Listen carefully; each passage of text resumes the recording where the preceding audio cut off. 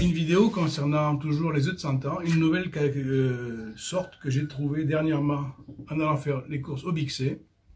Alors les œufs de 100 ans conventionnels, c'est ceux-là que j'ai déjà, dont j'ai déjà parlé dans une précédente vidéo. Et en allant au Bixé, je suis tombé sur ceux-là qui sont ouverts. Et alors, après avoir appelé ma compagne qui n'avait jamais vu des œufs comme ça non plus, d'après l'étiquette, elle m'a dit que c'était des œufs de 100 ans, mais au thé vert, d'où leur couleur. C'est-à-dire que le procédé exact de macération est différent de celui des œufs de 100 ans normaux qui sont roses. Je ne sais pas exactement, mais à un moment, dans le mélange de terre dans lequel l'œuf est enterré pour macérer pendant quelques semaines, il y a du thé vert, d'où la couleur. Alors, ça, je les ai payés 48 bahts pour les 4 à Bixé, et ça 58, donc c'est un peu plus cher. Et ça, par rapport au prix que l'on paye sur les marchés, c'est un peu cher. Moi, ça, d'habitude, les œufs de 100 ans au marché, je les paye 30 bahts pour les 4, au lieu de 48. Ça fait un peu moins d'1 euro, 30 bahts, au lieu de 1 euro, 10 ou 20. Et ça, on ne les trouve pas. D'ailleurs, ma compagne n'avait jamais vu ça. Je ne sais même pas du tout de quoi ça a l'air à l'intérieur, ni le goût. Donc, on va le découvrir ensemble. Et la seule chose que je voulais dire, c'est qu'ils sortent du frigo, donc c'est pour ça qu'ils sont en vert foncé. D'habitude, ils sont en vert clair comme ça. Donc c'est une première mondiale en ce qui me concerne. On va voir de quoi ça a l'air et surtout, quel est le goût.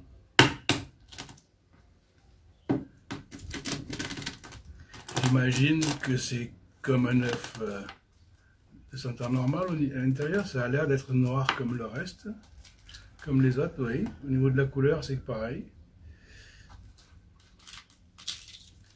C'est la même couleur que l'œuf de 100 ans normal, donc j'imagine que le goût doit changer. J'espère, sinon il est plus dur à peler que d'habitude. D'habitude, ça vient tout seul. Donc voilà. Donc oui, c'est légèrement moins noir. Si on regarde bien, il y a quelques petits reflets de vert dedans. Mais c'est pas énorme. Hein. Donc voilà. Et avec la GoPro, pour voir s'il y a une différence. Bon, ben oui, c'est légèrement plus clair.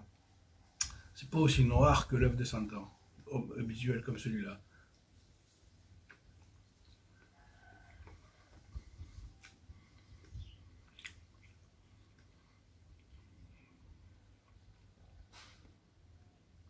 Au goût, c'est pratiquement la même chose. Vous voyez, la partie du jaune, ah, c'est meilleur. Non, je dois avouer, c'est meilleur. La partie du jaune est moins verte.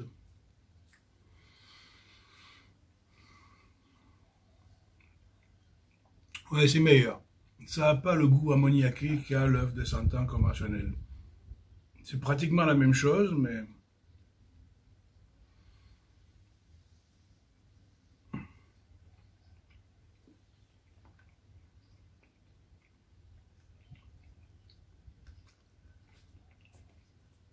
Oui, je dois avouer que c'est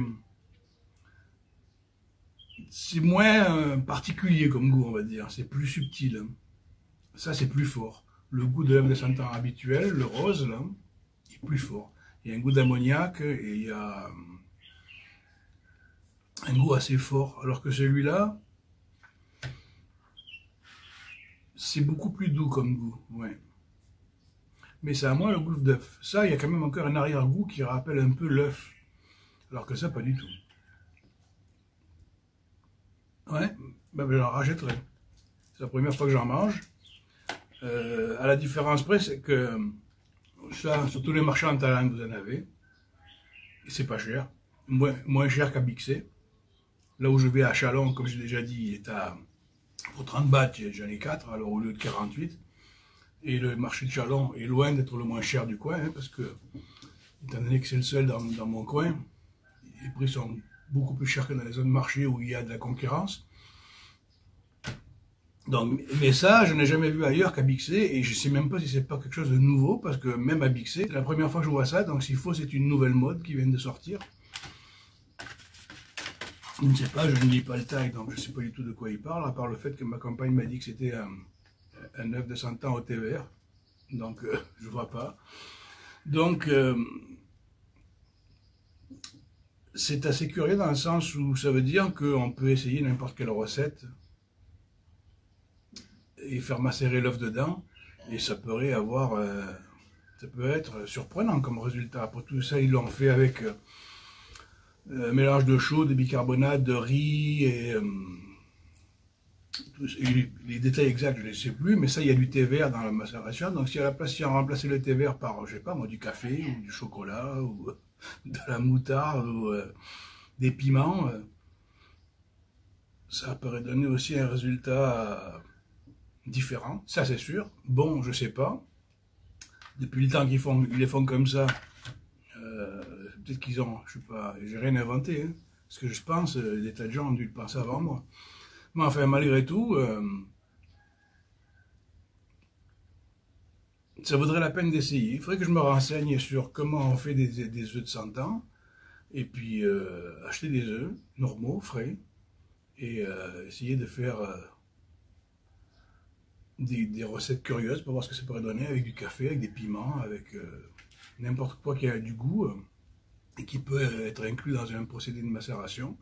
Après tout, le résultat ne pourra pas être... Bon, au pire, c'est dégueulasse. Mais essayer sur quelques œufs pour voir pourquoi pas. C'est ce que je vais essayer de faire. Je vais essayer de me procurer la recette de comment on fait réellement pour macérer des œufs.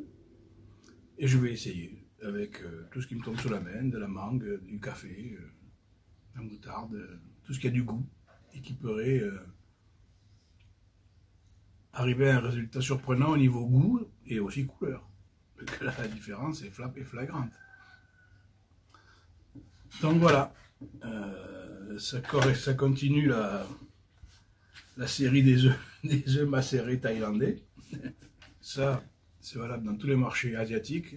Et ça, pour l'instant, je l'ai vu pour la première fois il y a une semaine à Bixé, à Chiang Mai. Donc, je ne sais pas si c'est un nouveau truc qui vient de sortir ou si c'est quelque chose qu'ils font de temps en temps pour une fête spéciale ou quoi que ce soit, je ne sais pas. Ma compagne thaïlandaise n'avait jamais vu ça, donc c'est peut-être quelque chose de tout à fait nouveau. Après tout, pourquoi pas.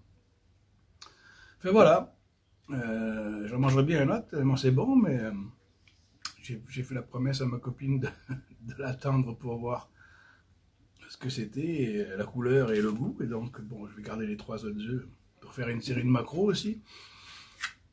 Et voilà, donc je suis vraiment très agréablement surpris. Bon, déjà, j'adore les œufs de 100 ans, j'en mange tous les jours. Hein. Ça, j'en mange un tous les matins. Hein. Faut faire gaffe des fois, parce que si on a le foie un peu léger, un peu patraque, faut pas. Hein. Les œufs, c'est dur à digérer, surtout fermenté, c'est un petit peu plus dur à digérer qu'un œuf normal. Mais si on est en pleine forme, il n'y a aucun problème. Enfin voilà, c'est tout ce que je voulais dire. Donc, écoutez, en ce qui me concerne, je suis très agréablement surpris de ce truc-là et je voulais vite le remettre au frigo parce que sinon, je vais tous les manger, ma copine va faire la gueule.